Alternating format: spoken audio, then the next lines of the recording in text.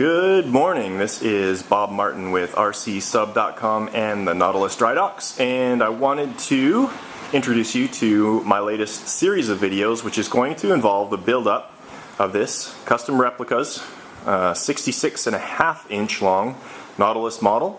This will be for static display, and it will feature a lot of additional features, including operational breather flaps, retracting hatch, operating iris, full lighting, working propeller, and a lot of other really fun things. So hopefully you guys can bear with me as I move through this build over the course of the next few months.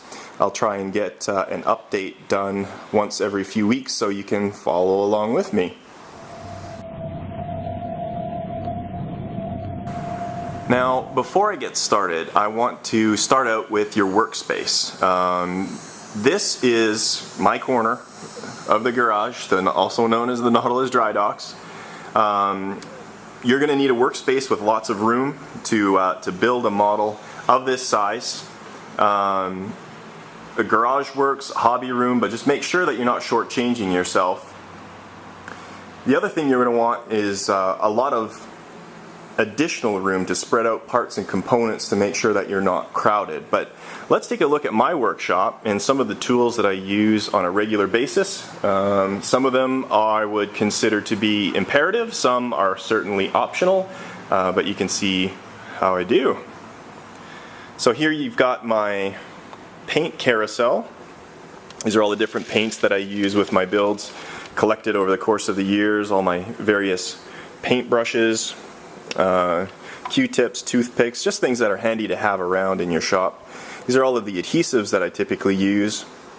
This is clear plastic, safe CA, thin CA, medium, and thick. And then this is my favorite. This is rubber reinforced cyanoacrylate glue, and it's really good for the really high strength joints. It's got some rubber compound in there that allows a little bit of flexibility so it doesn't break, it's not as brittle.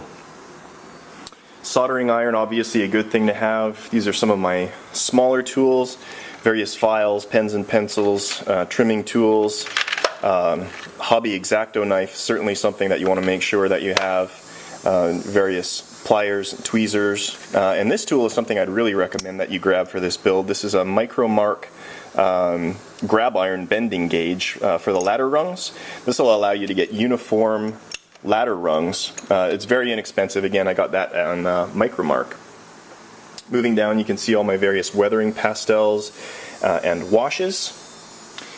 This is something that I will say is absolutely imperative, and that's a Dremel tool or a high-speed rotary tool.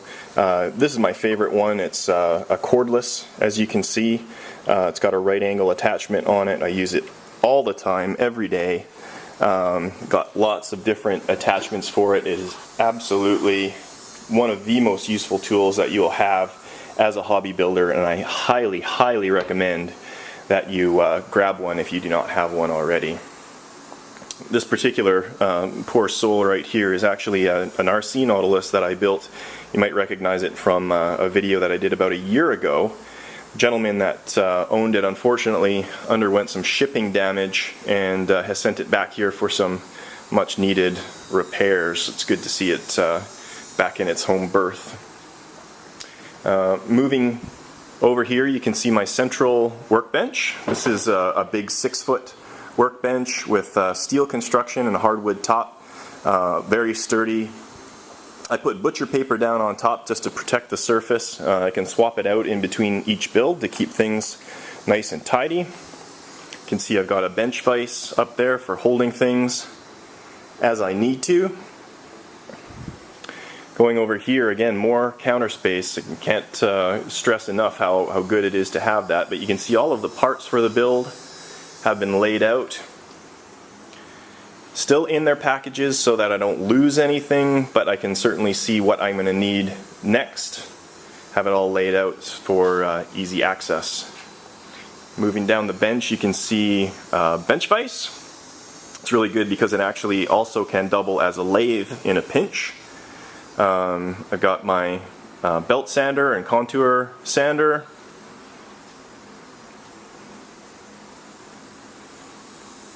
my saw, and then I've also got a small metalworking lathe.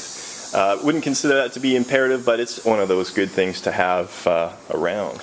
So this is the beginnings of the build itself. You can see I've got a little bit of a start on, but I'm still at the very, very preliminary stages of things. Really, all that I've managed to accomplish thus far is mounting the upper tail fin to the hull. I've got the dorsal fin and hatches installed. I'll go through how I put these together though, so that you can see that a little bit later on. I have started the wheelhouse. This is something I started a few months ago, and the breathers are all hooked up together and installed. I'll go through that in detail as well. And I got my forward hatch.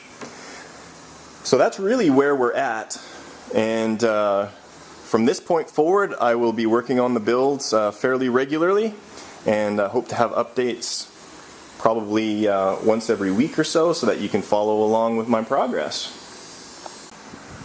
Now before I let you go, here's a little bit of a teaser for the interior of the model. This is a salon kit that I've been working on very slowly over the course of the last year or so. Finally got some castings put together and the beginnings of a salon kit. You can see I've got the the floor, the settee wells, couches, all the ballast tubes, the organ, our specimen table. I've also got the couches and everything, the settee couches, they're ready to go. So this is just a little bit of a sneak peek of what the interior is going to be like. And again, hope you enjoy the build and follow along for progress. Thanks for watching.